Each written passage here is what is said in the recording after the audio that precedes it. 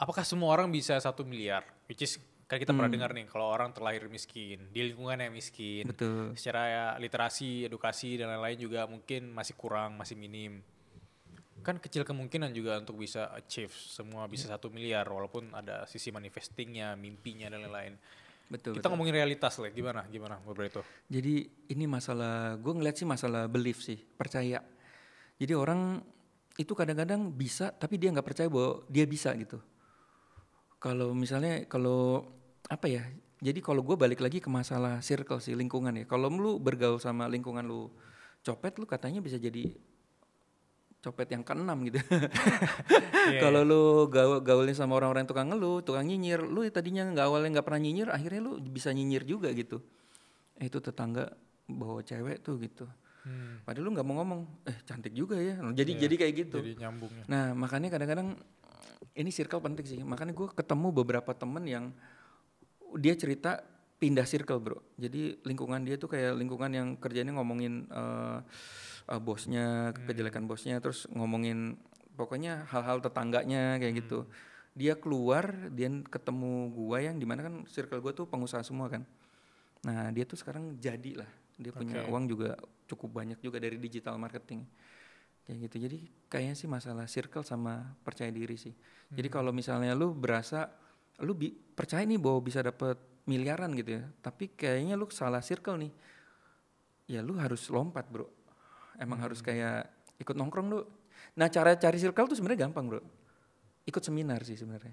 Kayak kemarin UUD itu. Itu kan circle sebenarnya. Gue dulu cara nyari circle gue tuh adalah ikut itu ya. Seminar-seminar wirausaha. Dari situ kan kita nongkrong duduk gitu.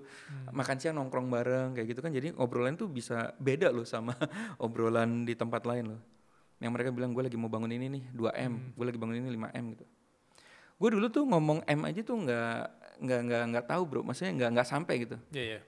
Pur di Chandra yang bilang, mulai hari ini kita harus biasa ngomongin 1M itu gampang ya kayak gitu. Nah gue masuk ke Pak AS itu ngomongnya udah bukan ya ratusan miliar pokoknya. Pak, lu harus membiasakan diri bahwa ratusan miliar tuh gampang katanya. Wah itu seru sih, seru sih. Jadi kayak lu bisa kok gitu. Beliefnya. Jadi lu kalau bayangin lu kalau ketemu circle yang di tempat miskin kan mereka nggak kepikiran bro. 1M aja mungkin nggak kepikiran gitu. Tapi kita misalnya udah di 1M gitu ya, kita nggak kepikiran loh gimana bisa 100M. Nah kalau lu ketemu orang yang 100M, mereka bisa ngajak gitu. Bisa bro, kan gampang tinggal lu bikin berapa, cabang ini berapa, tinggal aja kali aja bikin bisnis berapa, tambahin aja bisnisnya gitu. Gila sih. Mungkin ya. Mungkin.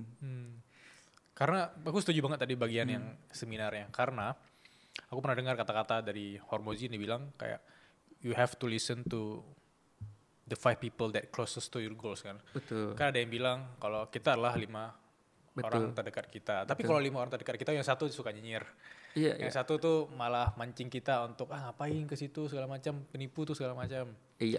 Itu pasti walaupun ada 3 orang yang positif, 2 orang negatif, kita bisa terjerumus ke negatif. Betul, kita yang ke bawah bro. Ke bawah. Dan ada tambahannya lagi, kalau lu udah yang paling kaya di situ, di 5 orang itu, lu harus lompat. Pindah ke, lu harus punya teman 5 yang lu paling miskin di situ. Walaupun lu sekarang udah kaya ya. Kayak misalnya, kayak sekarang ini kan, dulu gue berasa di TikTok itu uang gue paling banyak lah istilahnya kayak gitu ya.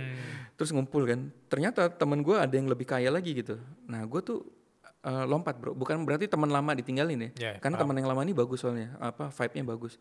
Jadi kadang-kadang gue belajar di tempat lain, gue masuk ke situ dan dia terima gitu. Dapat apa lagi lu, belajar apa lagi tuh gitu. Iya. Nah, itu positif banget sih. Positif ya. Jadi kayak enak tuh kalau sudah sama-sama pengusaha biasanya ngajak yang 4 itu gampang. Tapi kalau terlalu ke bawah tuh susah bro. Kalau udah mikirnya susah, nggak punya duit, enak sih tuh orang kaya, anaknya orang kaya kayak gitu udah. Gue udah skip sih kalau kayak gitu. Karena kalau karakter susah bro.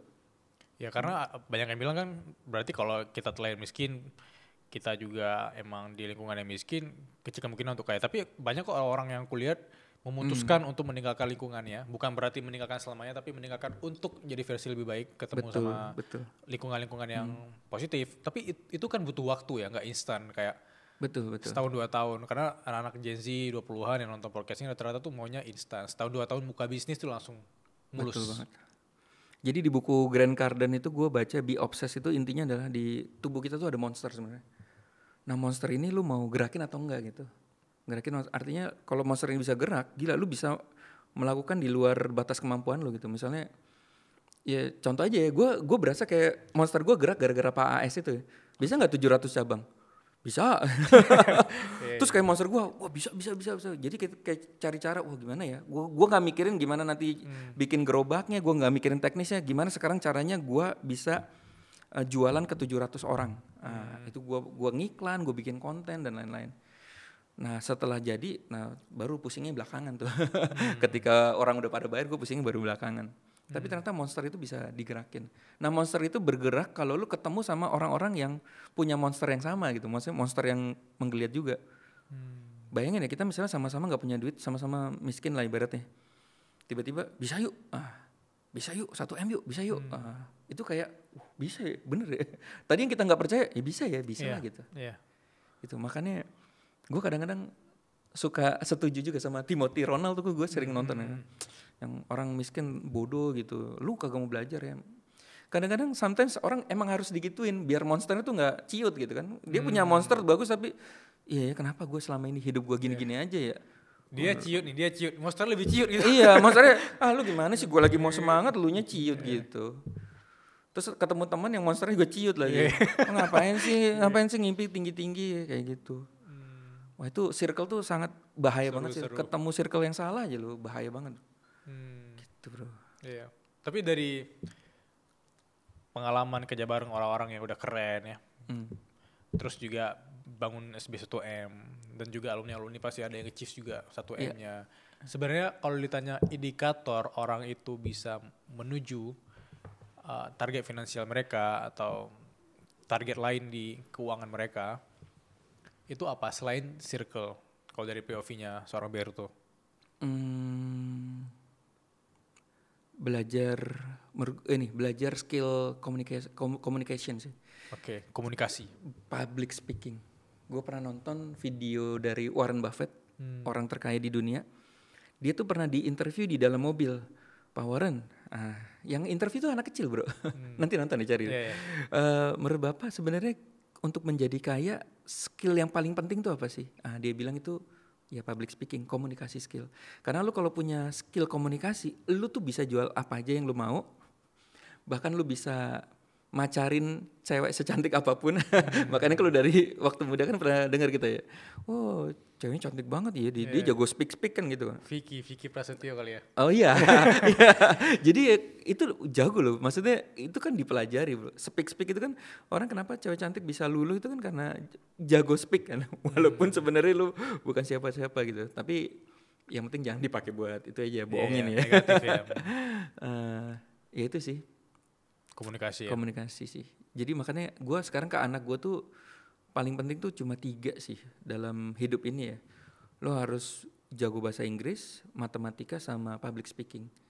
Jadi gue kalau misalnya nilai anak gue jelek di yang lain asal matematika, bahasa Inggris sama public speakingnya harus. Tapi public speakingnya nggak ada bro. Nggak ada mata kuliah atau mata pelajaran spesifiknya nggak ada ya? Nggak ada ya.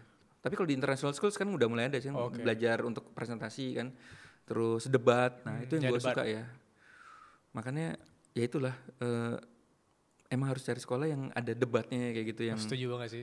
Yang ada public speakingnya. Jadi dilatih untuk pede gitu.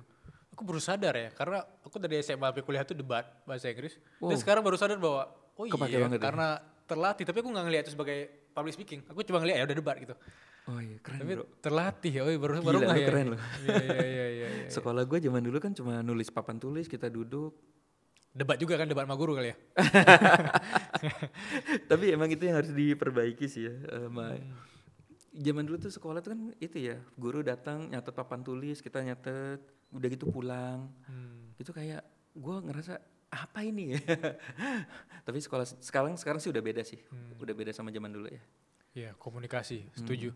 Kalau kata Jordan B. Peterson dia bilang kunci atau senjata untuk orang itu bisa berhasil kan mikir, nulis, baca ya. Iya, sama ngomong. Ya kan public speaking kan belajarnya itu dari baca kan. Hmm. Gitu. Gue ini orang pemalu bro, tapi gue pengen kaya gimana caranya? Ya udah, gue buku public speaking gue banyak banget bro. Hmm. Ya yang gue nyantol di gue kan salah satunya kalau orang ngomong, lu punya 2 telinga suruh dengerin kan, Yeah. jangan kebanyakan ngomong gitu Yeah. ya. Terus ada gue baca buku 48 hukum kekuasaan juga. Yeah, Wah, Robert Greene ya. oh ya itu keren banget sih. Jadi nggak sangka gue banyak baca buku itu yang ngelatih public speaking juga sih akhirnya. Gitu, sama ketemu-temu kayak lu kayak gini nih. Iya, thank you. Seru sih Jadi obrolan ini. belajar ya. Biasanya kita tidur siang, tapi hari ini Iya, ini jam tidur siang gue sebenarnya.